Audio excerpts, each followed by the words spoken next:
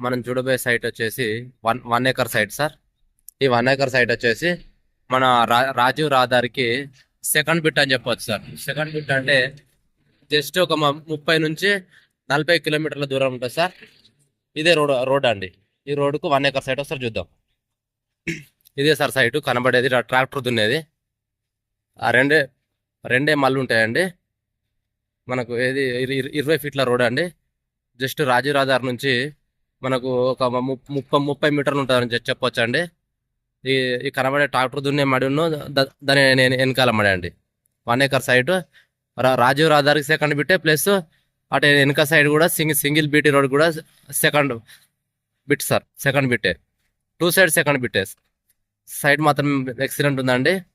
కంప్లీట్గా ఫేసింగ్ బాగుంటుందండి. 2 మళ్ళు కంప్లీట్ 20 ఫీట్ల రోడ్కే ఉంటాయి అన్నట్టు. ఫేసింగ్ వచ్చేసి చెరువు పార్కం అని చెప్పొచ్చు సార్.